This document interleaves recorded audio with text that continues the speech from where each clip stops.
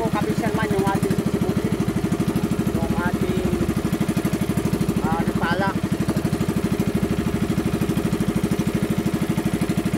Sana po ay makadaan tayo ng busog na isda at makahuli naman po tayo.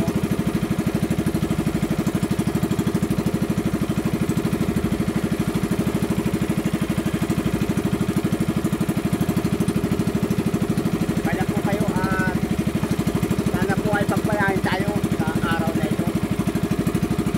Wala po kami nahuling pamain, kaya po itong pala ang aming gagamitin.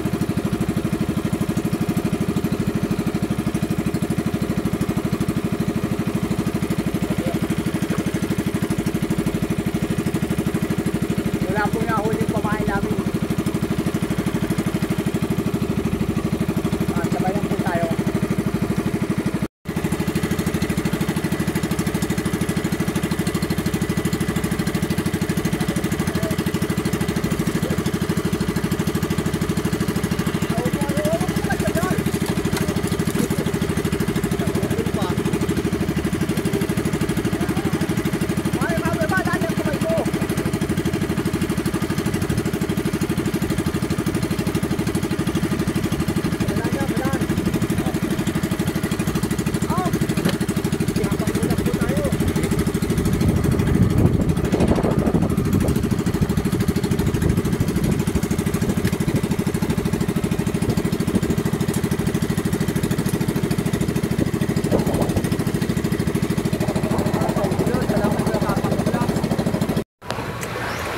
Ito po mga ka-fisherman yung aming huli at iulam na lang po natin siya.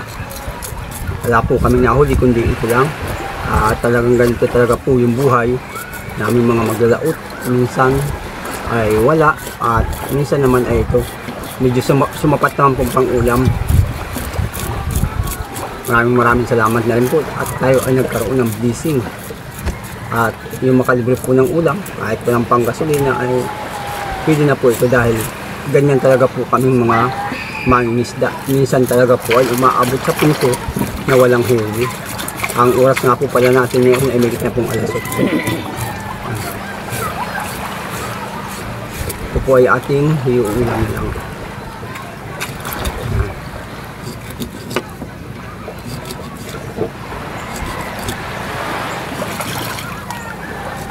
Parang tabi pamukpok. Natusok lang yun. Sige ba mo?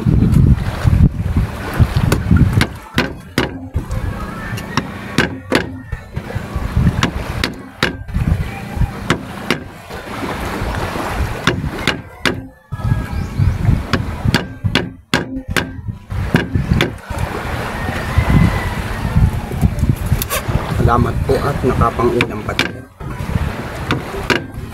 Thank you Lord at nagkaroon pa rin po kami ng busy.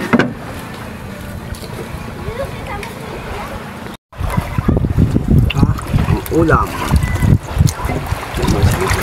ito po natin lulutuin sa bangka. Ba't mo lang dyan?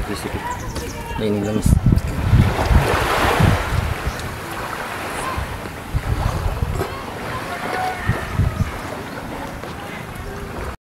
mainit na siguro po itong ating mantika dahil sabay ko yung bawang at sibuyas.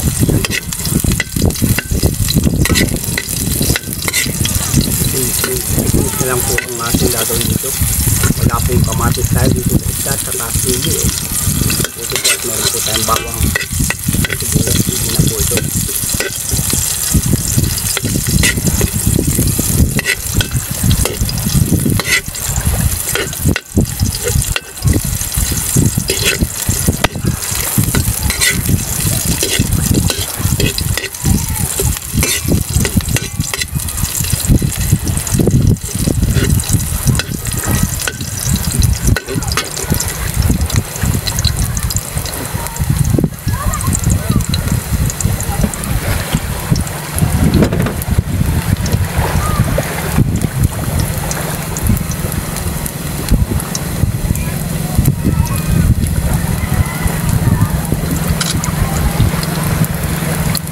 Lalagay na po natin itong ating isda.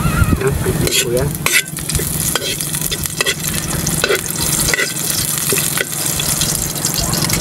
Ulo.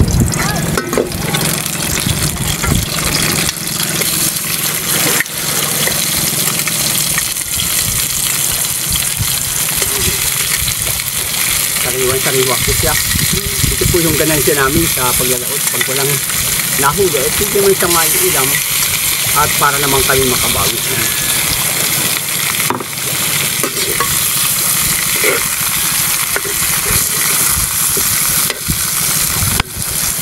Masarap na maliit na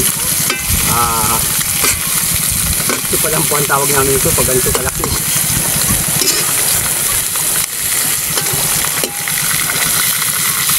Babawi tayo dito pagkaluto.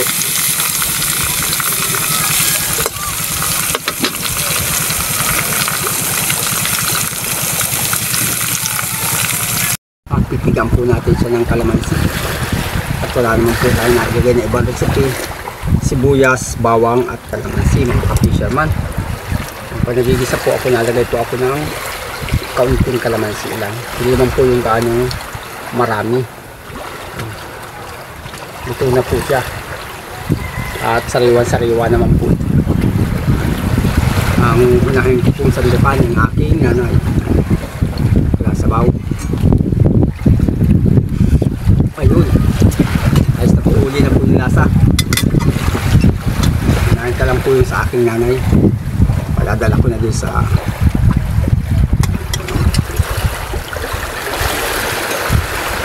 ayos na yung huhum nito. Mga ka-fisherman.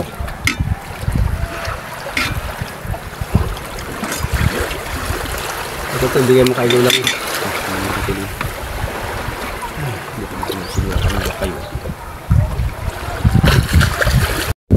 Ikaw na ako kay Lola mo. Kulong-kulong naman na ito.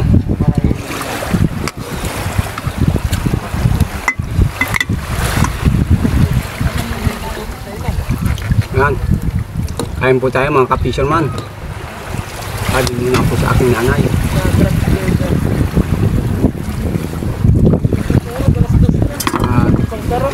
Yan po sa atin.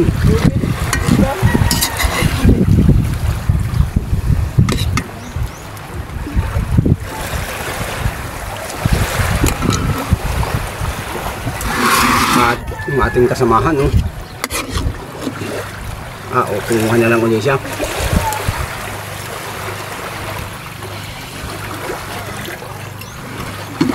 Kain na muna po tayo.